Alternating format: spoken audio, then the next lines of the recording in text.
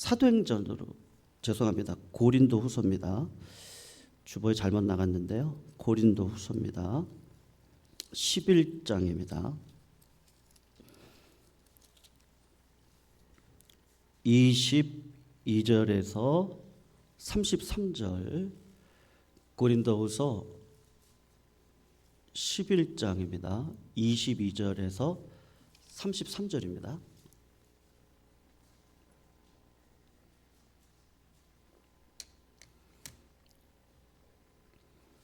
교독으로 읽을게요. 그들이 히브리인이냐?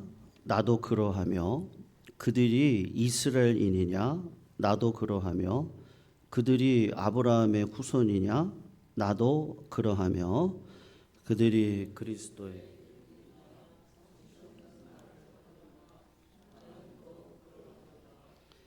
수고를 넘치도록 하고 갇히기도 더 많이 하고 매도 수없이 맞고 여러 번 죽을 뻔하였으니 유대인들에게 40에서 하나 감한매를 5번 맞았으며 3번 태장으로 맞고 1번 돌로 맞고 3번 파선하고 일주일을 깊은 바다에서 지냈으며 여러 번 여행하면서 강의 위험과 강도의 위험과 동족의 위험과 이방인의 위험과 시내의 위험과 광야의 위험과 바다의 위험과 거짓 형제 중의 위험을 당하고 또 수고하며 애쓰고 여러 번 자지 못하고 줄이며 목마르고 여러 번 굽고 춥고 헐벗었노라. 이 외의 일은 고사하고 아직도 날마다 내 속에 눌리는 일이 있으니 곧 모든 교회를 위하여 염려하는 것이라. 누가 약하면 내가 약하지 아니하며 누가 실족하게 되면 내가 애타지 아니하다냐. 내가 부득불 자랑할진대 내가 약한 것을 자랑하리라. 주 예수의 아버지 영원히 찬송할 하나님이 내가 거짓말 아니하는 것을 아시느니라. 다메섹에서 아레데 왕의 고관이 나를 잡으려고 다메섹 성을 지켰으나 갇혔습니다. 나는 광주리를 타고 들창문으로 성벽을 내려가 그 손에서 벗어났노라. 아멘. 지난 주일날 추수감사주일 맞이해서 복 받은 사람은 없습니다. 맞죠? 아멘이십니까? 네, 복 받은 사람은 없어요. 그냥 복이 있는 사람만 존재할 뿐입니다. 그래서 이 존재론적인 가치, 제가 청년부 시절에 에리히 프롬의 소유냐 존재냐라는 책을 이제 우리 청년부 회원들이 같이 읽었던 적이 있었거든요. 굉장히 어려웠던 책이었고 지금도 참 이해하기에는 제 실력으로는 참 어려운 책인데 그 책을 읽으면서 복 받은 사람이 아니라 복 있는 사람에 대해서 성경은 이야기를 계속해서 하고 있구나 라는 것을 어느 순간 이렇게 깨닫게 되어졌던 적이 있었습니다. 그래서 지난 주일 복 있는 사람에 대해서 우리가 은혜를 나눴는데 주중에 복 있는 사람에 대한 예화를 하나 들으면 좋겠다. 하나님이 그런 마음을 주셨습니다. 그래서 오늘 이 사도 바울에 대해서 같이 말씀의 은혜를 좀 나눠보려고 좀 합니다. 여러분, 사도 바울은요, 자기를 이렇게 돌아보면서요, 고린도 후서를 쓸 시점이면은 그래도 인생을 어느 정도 살아왔던 시점이거든요. 그 시점에 이 자랑할 것에 대한 이야기를 합니다. 그러니까는 사도 바울이 세상적인 관점에서 보면은 제가요, 굉장히 자랑할 게 많은 사람입니다. 세상적인 관점으로 누가 복 받았습니까? 이런 관점으로 보면은 저처럼 복 받은 사람이 없거든요. 이제 그런 이야기를 먼저 시작을 하는 거죠. 그래서 사도 바울이 결론은 그런데요. 복 받은 사람은 없고 복 있는 사람만 있더라. 그 이야기를 좀 하고 싶은데 그래서 자기의 삶에 대한 이야기를 먼저 이 고린도 교회를 향해서 고백을 하고 있는 거예요. 사도 바울이 자기를 돌아보면서 첫 번째로는 그렇습니다. 인간적으로 볼 때 정말 나는 자랑할 게 굉장히 많은 사람입니다 라는 고백을 합니다. 바울이 자랑하는 목록을 보면 히브리인 중에 히브리인으로 태어났다고 이야기를 해요. 그러니까 여러분 그 성골, 뭐 진골, 뭐 이런 얘기가 있잖아요. 정통성이 굉장히 중요한데 내가 히브리인으로 따지면요, 저같이 정통성이 있는 사람이 없습니다. 그렇게 이야기를 하는 거죠. 부모님도 히브리인이셨고 나도 히브리인으로 정통성을 가지고 있는 사람이라고 이야기를 한단 말이에요. 히브리인 이스라엘 사람들 중에서는 히브리인으로 태어나지 않고 유대인이 아닌 이스라엘 사람 이방인으로 개종한 사람들도 있지 않겠습니까? 그러니까 나는 그런 사람이지도 않다는 거예요. 그리고 어머니가 히브리인이고 아버지가 이방인으로 결혼을 해서 내가 히브리인으로 기속되어진 사람도 아니다. 그러니까는 양쪽이 다 정통성을 가지고 있는 히브리인 중에 히브리인으로 내가 태어난 것에 대한 이야기를 하고 있습니다. 그리고 그 당시에는요, 이 공용어가 아람어거든요. 근데 헬라어와 아람어와 히브리어. 그러니까 여러분 한국 사람들이 이민을 가면 자녀들이 한국말은 할 줄 압니다만 쓸 줄도 모르고 책을 읽으면 이해를 못 하거든요. 영어를 잘할 뿐입니다. 이 아이들이 커가면서 부모님들하고 부딪혀요. 왜 부딪히냐? 그러면 대화가 안 되는 거예요. 우리 부모님들 세대는 미국에 가서 사셔도 한글이 더 편하시단 말이죠. 그리고 아이들은 점점 자라면서 영어가 편하니까 대화가 안 되다 보니까 아이들이 가지고 있는 어떤 뭐 관계의 응어리라든지 공부의 부담감이라든지 이런 것들을 같이 풀어낼 수가 없이 그냥 사춘기를 지나가 버리는 경우도 굉장히 많거든요. 그러니까 여러분 언어를 이것저것 잘한다는 건 굉장히 쉽지 않습니다. 그런데 이 사도 바울은 우리나라로 따지면 국어를 굉장히 잘하는 거예요. 히브리어를요 굉장히 잘하는 사람으로 정통성을 가지고 있는 그런 사람이란 말입니다.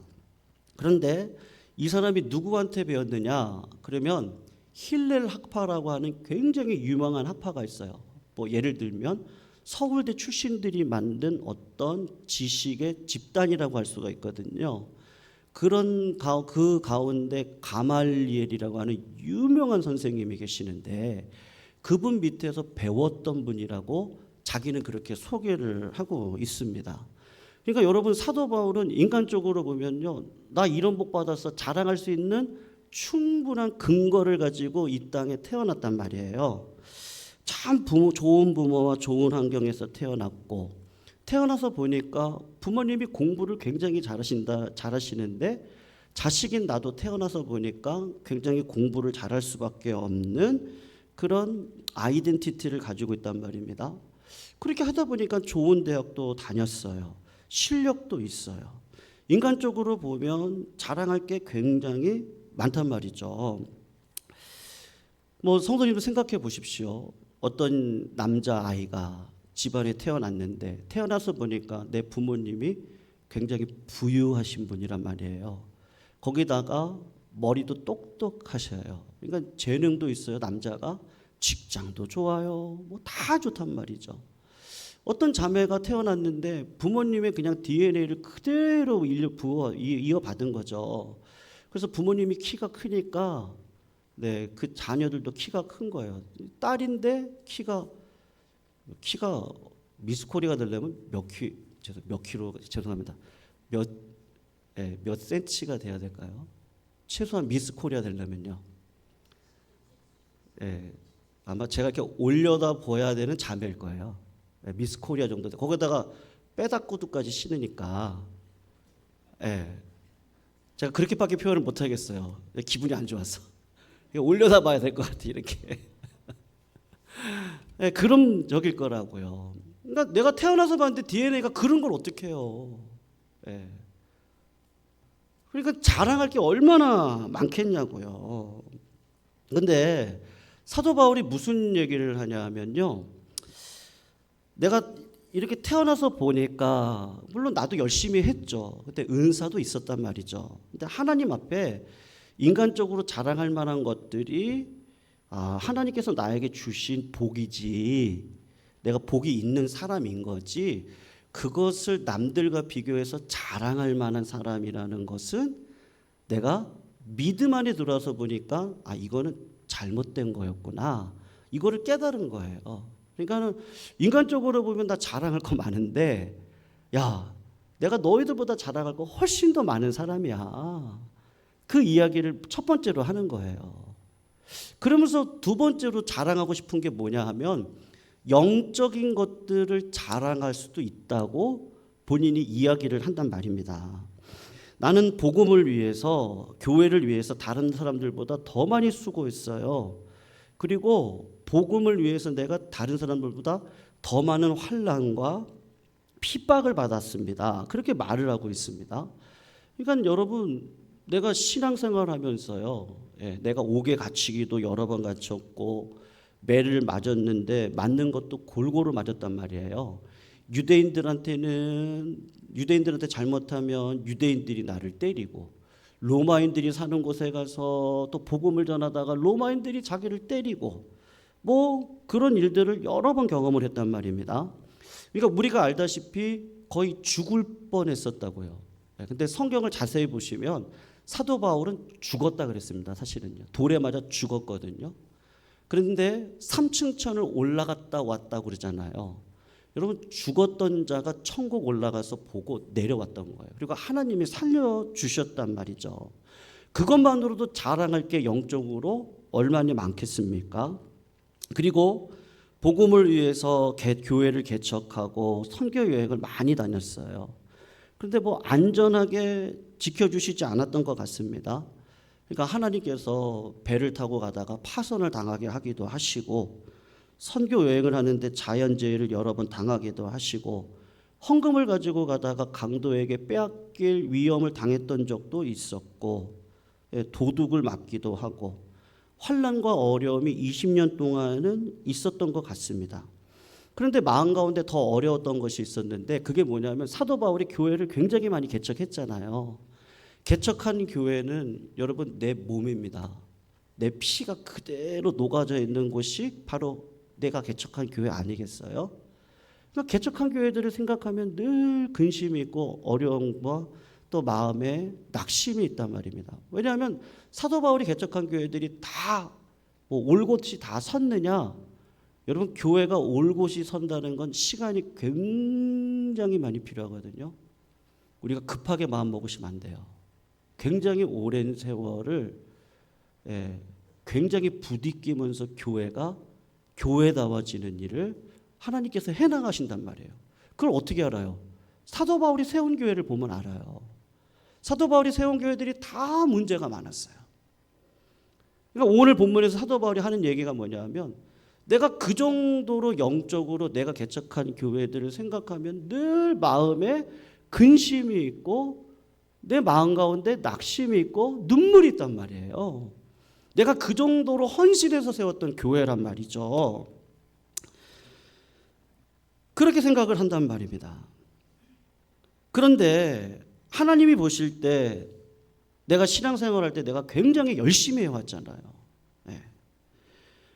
그런데 하나님 앞에 내가 자랑을 하려고 하면요, 나 자랑할 건 많아요. 영적으로도 하나님 옆에 내가 복받아서 내가 이렇게 교회 개척도 여기도 해보고 여기도 해보고 여기도 해보고 뭐 그렇게 할 수 있었다고 영적으로도 내가 자랑할 게 많단 말이죠. 그런데 사도 바울이 깨달은 게 뭐냐 하면요, 하나님을 경험하고 은혜 가운데 살아가면서 이것조차도 하나님이 나에게 힘 주셔서 교회를 세웠고 힘 주셔서 전도 사역도 감당했었고 했던 거지, 이거 내가 자랑할 거가 아니구나.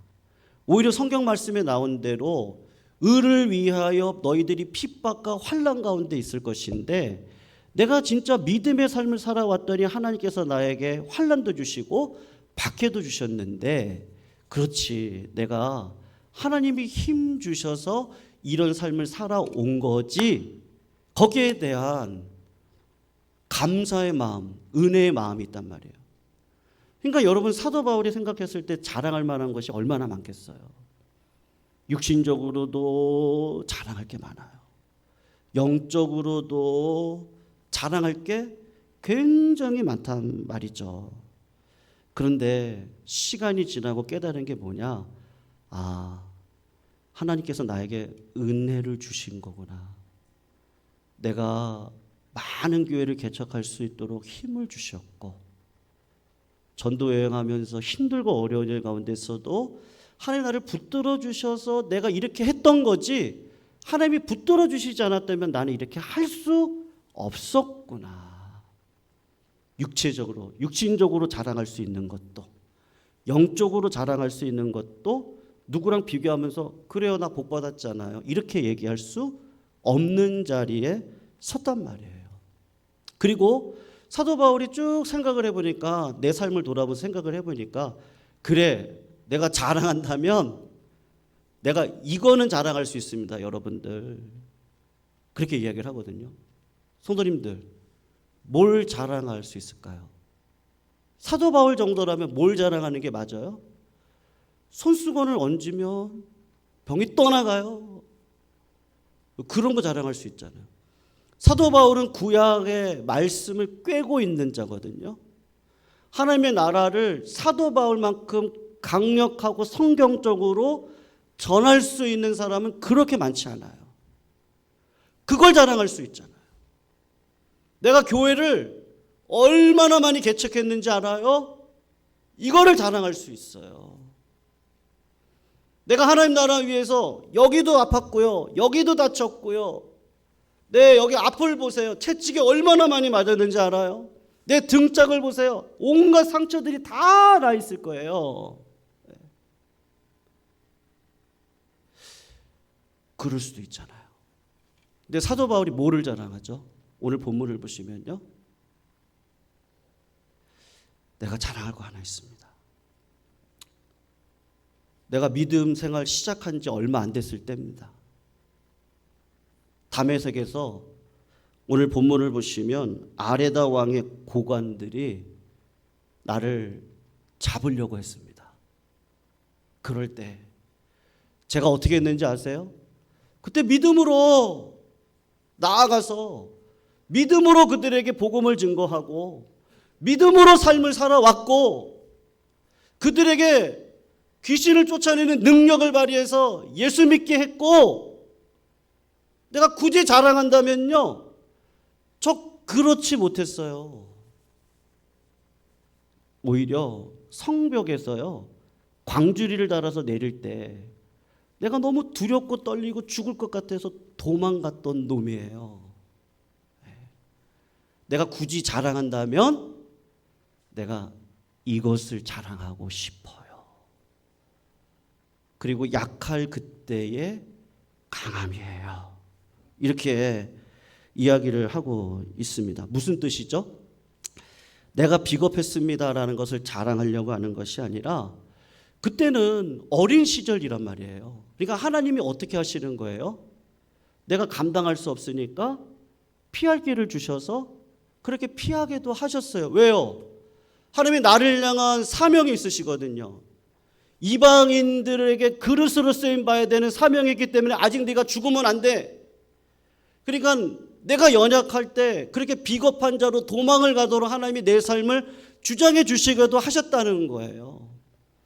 그런데 내가 전도 여행을 다니면서 유라굴라 광풍을 만나기도 하고 강도의 위험 가운데 있기도 했고 동족들에게 박해를 당하기도 하고 이방인들에게 매를 맞기도 했는데, 그런 것들을 하나님께서 나에게 견딜 수 있는 힘을 주셨다는 거예요. 내가 하나님의 영광을 위해 살았더니 하나님 왜 핍박이고 왜 어려움이고 왜 질병입니까?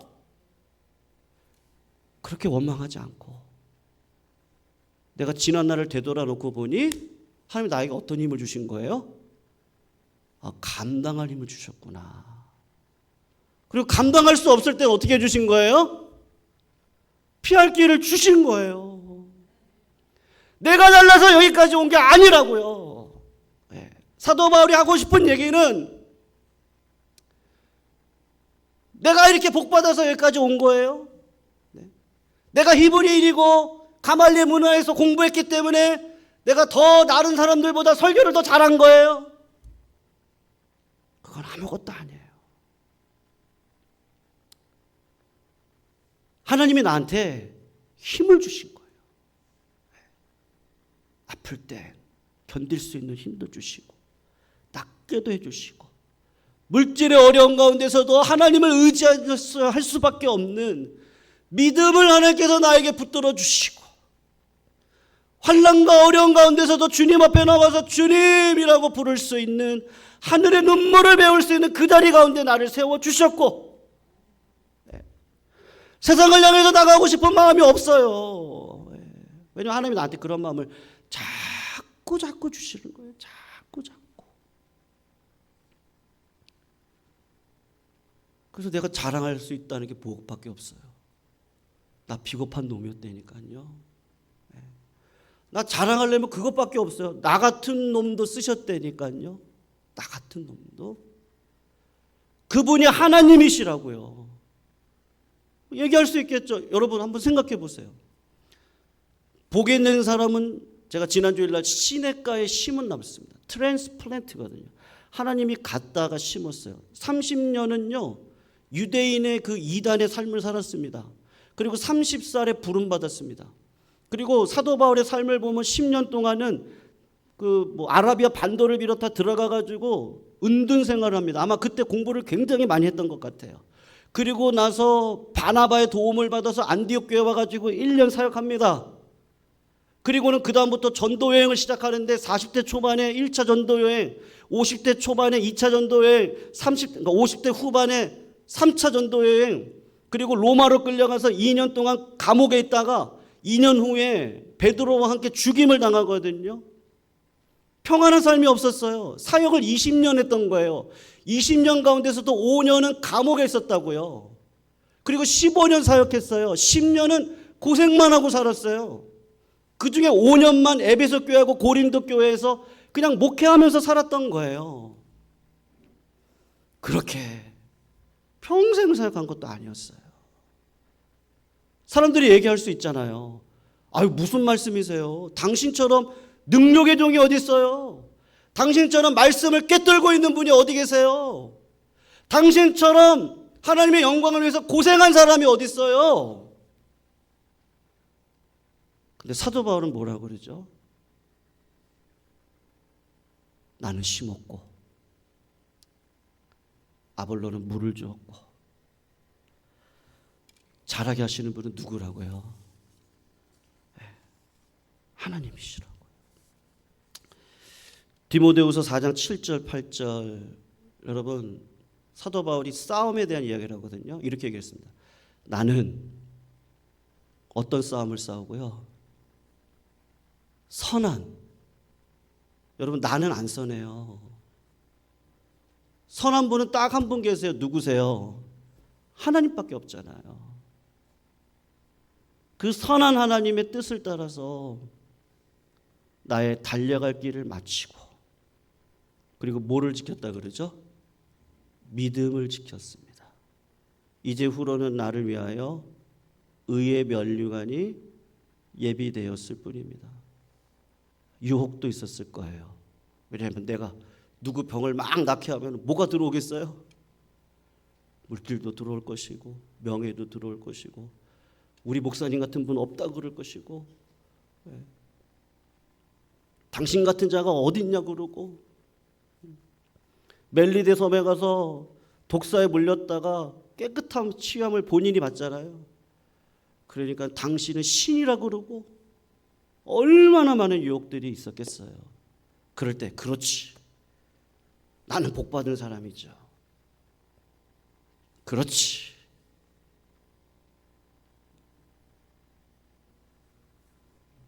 복 있는 사람은 악인의 꾀를 쫓지 아니하며 죄인의 길에 서지 아니하며 오만한 자리에요. 어떻게 해요? 앉아버리네요. 앉아버려요. 그리고 뭐라 그래요? 나처럼 복 있는 사람 봐라. 흔들리고 있네요. 그게 아니라 뭐라고요? 난 이미 복 있는 사람이에요. 하나님이 나한테 선한 싸움을 맡겨주셨어요. 교만한 자리에 서지 않겠습니다. 하나님, 내가 지금까지 이렇게 이 자리에 설 수 있었고, 성도님들 오늘도 아무리 힘들고 어려워도 이 주일 예배 자리를 사수하시고 하나님의 이름을 드높이기 위해서 나왔던 이 모든 것들 다 누가 해주신 거예요? 하나님이 나한테 힘 주셔서 여기까지 온 거잖아요. 그러니까 사도 바울이 나 복 있는 사람이고 당신들도 복 있는 사람들입니다. 나같이 비겁한 놈도 하나님이 쓰셨다면 누구도 쓰실 수 있다는 거예요. 저도 우리 성도님들도 쓰실 수 있다는 거죠. 우리 안에 누가 계시니까요? 하나님, 예수 그리스도가 계신 거 아니겠습니까? 성도님들, 그런 사도 바울의 마음을 하나하나 곱씹어 보면 다 진짜 은혜구나. 다 은혜구나. 한 해를 돌아보면서 하나님께서 나에게 주신 은혜가 무엇일까? 성도님 한번 생각해 보세요. 오늘요. 좋고 즐거운 것도 있었고 그것으로 인해서 믿음이 굳세진 것도 있었고 어떤 분들은요 정말로 이해할 수 없는 환난과 어려움도 있었습니다. 하나님의 선하심, 하나님의 사랑과 섭리가 의심스러울 때도 있었습니다. 그럼에도 불구하고 성도님들, 오늘 여러분들 어디 계세요? 바로 이 자리에 계시잖아요. 성도들이 이미 시냇가에 심은 복 있는 인생입니다. 아멘. 복 있는 인생입니다. 이 자리에 계시잖아요. 그러므로 하나님 영광 받아주세요. 하나님 마음껏 우리 써주세요. 하나님의 의로운 손에 붙들린 인생 되게 해주세요. 하나님 성령의 기름 부어주세요. 하나님 힘을 주세요. 하나님 기도하게 해주세요. 기쁨을 잃지 않게 해주세요. 하나님 어떤 상황 가운데서도 감사하게 해주세요.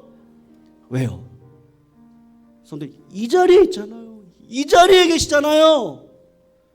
우리 이미 복 받은 사람이에요. 맞습니까? 자랑할 거 아무것도 없죠. 우리 그 마음으로 우리 같이 한번 찬양하시겠습니다. 내가 누려왔던 모든 것들이